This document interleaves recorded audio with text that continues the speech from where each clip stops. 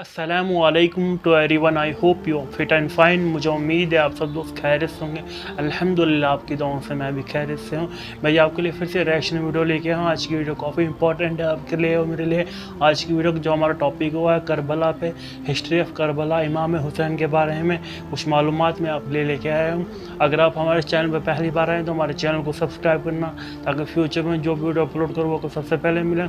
आप हमारे इस वीडियो में बने रहें एंड तक ताकि आपको इसके बारे में पूरी मालूमात हासिल हो करबला के बारे में।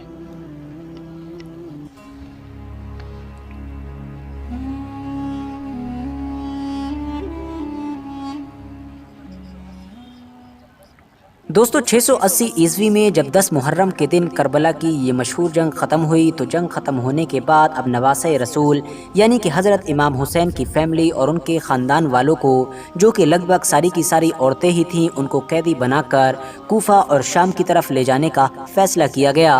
रास्ते में जहां एक तरफ आगे आगे बनु उमैया की फौज थी कि जो जीत का जश्न मना रही थी और नाच गाना कर रही थी, तो वहीं पीछे पीछे गम से निढाल और परेशान कैदी चल रहे थे। यजीद की इस फौज के बहुत सारे सिपाहियों के हाथों में शहीदों के कटे हुए वो सर भी मौजूद थे कि जो करबला के मैदान में शहीद हो चुके थे, और जिन सरों को वो लोग फखरी अंदाज में अपने गवर्नर या फिर अपने हाकिम यानी कि यजीद के पास लेकर जा रहे थे। कुछ हिस्टोरिकल एविडेंसेस से पता चलता है कि करबला के मैदान में बगैर सर के ये जो शहीदों के जिसमें मुबारक पड़े हुए थे, उनकी बॉडीज पड़ी हुई थीं, ये अगले 2 या फिर 3 दिन तक ऐसे ही पड़ी रही थीं। और फाइनली 13 मुहर्रम के दिन एक कबीला कि जो दरअसल इसी करबला के मैदान के आसपास में ही आबाद था और जिसको इतिहास में बनी असद के नाम से जाना गया है, इसकी कुछ औरतों ने जब ये महसूस किया कि आसपास में फ़ौज का पहरा कम हो गया है, तो अपनी ज़रूरतों के लिए इन लोगों ने बाहर जाने का फ़ैसला किया ताकि नहर फुरात से पानी भर कर ला सकें। मगर ये औरतें जब करबला के मैदान के पास से गुजरी तो उन लोगों के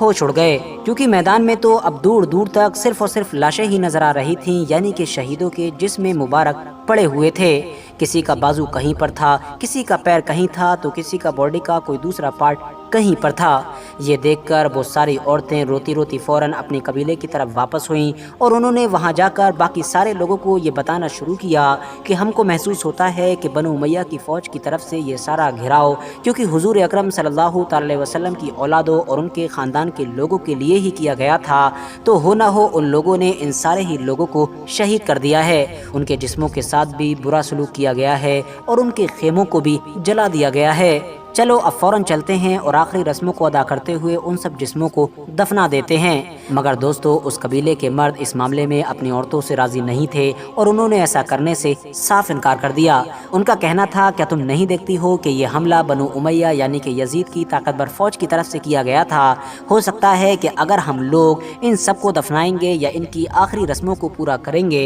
तो यजीदी फौज हमारी भी दुश्मन बन जाएगी और हमारे ऊपर भी हमला कर देगी। इस पर उन औरतों ने अपने ही कबीले के मर्दों को लान तान करना शुरू कर दिया और उनको ये एहसास दिलाने लगी कि आखिर तुम कैसे मुसलमान हो, दावा तो करते हो आखिरी पैगंबर हज़रत मोहम्मद सल्लल्लाहु अलैहि वसल्लम के कलमा पढ़ने का, मगर ये कैसा कलमा पढ़ते हो कि जब तुम लोगों को उनकी औलादों, उनकी बेटियों और उनके ख़ानदान वालों के साथ कोई हमदर्दी नहीं है। इन सब चीज़ों के बाद आखिरकार बनी असद के मर्दों को भी अपनी गलती का एहसास हुआ और उन्होंने फ़ौरन करबला के मैदान में जाकर इन सभी लोगों को दफनाने का फैसला किया। ये सब लोग जब करबला के मैदान में पहुंचे तो वहां सारा मंजर देखकर हैरानों परेशान हो गए। सबसे बड़ी परेशानी की बात तो ये थी कि आखिर इन सबको दफनाया कैसे जाए, क्योंकि इन सभी लोगों को शहीद करने के साथ साथ इनकी बॉडी के साथ भी बुरा सलूक किया गया था, जिसकी वजह से किसी का बाजू कहीं दूसरी जगह पर था, किसी का एक पैर दूसरी जगह पर था, तो किसी के जिस्मों के कई टुकड़े हो चुके थे। आखिर में ये फैसला लिया गया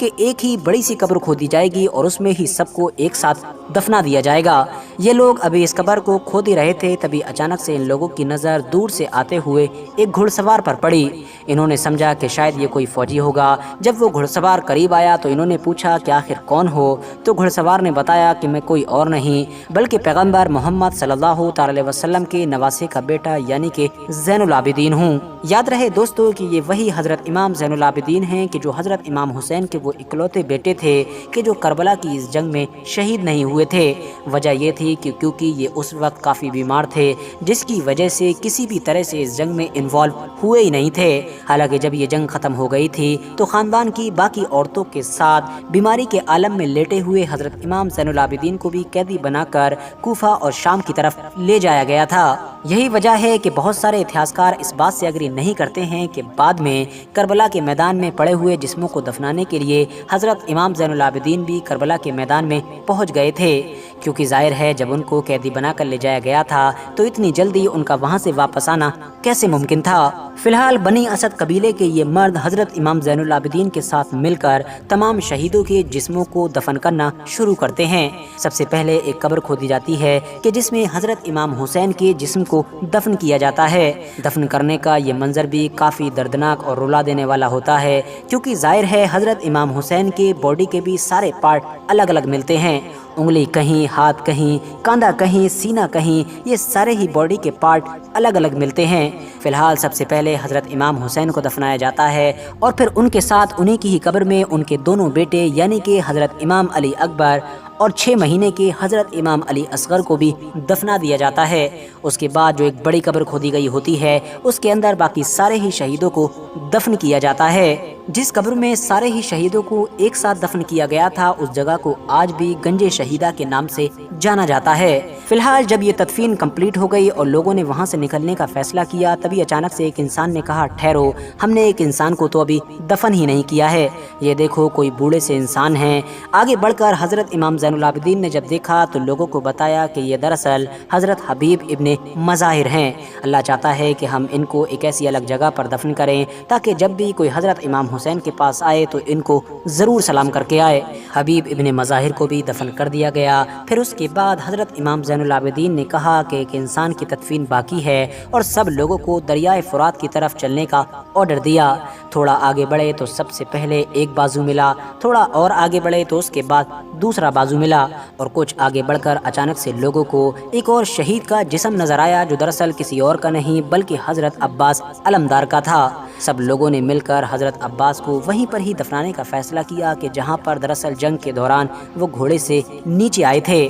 یہی وجہ ہے کہ آج بھی حضرت امام حسین اور حضرت عباس کی جو قبر ہے وہ دراصل آمنے سامنے ہے۔ یہ تو معاملہ تھا تمام شہیدوں کے جسموں کا، اب جہاں تک معاملہ ہے حضرت امام حسین کے اس سر کا کہ جس کو کاٹ کر یزید کے پاس لے جایا گیا تھا، تو اس کو کہاں دفن کیا گیا تھا اس بارے میں اتہاسکاروں کے بیچ الگ الگ رائے پائی جاتی ہے، مگر جو سب سے زیادہ مشہور ہے وہ دراصل یہی ہے کہ بعد میں ان کے سر کو ان کی ماں یعنی کہ حضرت بی بی فاطمہ الزہرا رضی اللہ تعالی عنہا اور ان کے بڑے بھائی یعنی کہ حضرت امام حسن کے پہلو میں دفنایا گیا تھا۔ حالانکہ دوستو یہاں پر آپ لوگوں کو یہ چیز بتا دینا بھی ضروری ہے کہ ویسے تو جیسا کہ میں نے آپ کو پہلے ہی بتا دیا کہ اتہاسکاروں کے بیچ اس بات کو لے کر الگ الگ رائے ہے کہ جس وقت تمام شہیدوں کو دفنایا جا رہا تھا اس وقت وہاں پر حضرت امام زین العابدین موجود تھے یا پھر نہیں تھے، مگر ہاں اس بات پر سبھی لوگ ایگری کرتے ہیں کہ کربلا میں جتنے بھی لوگ شہید ہوئے تھے ان کو بعد میں پاس کے ہی علاقے میں یعنی پاس کے ہی گاؤں میں آباد ایک قبیلے کے لوگوں نے دفنایا تھا، جس قبیلے کو بنی اسد کے امید ہے آپ نے ویڈیو مکمل دیکھ لی ہوگی، جس طرح کربلا کا واقعہ اس ویڈیو میں بتایا گیا،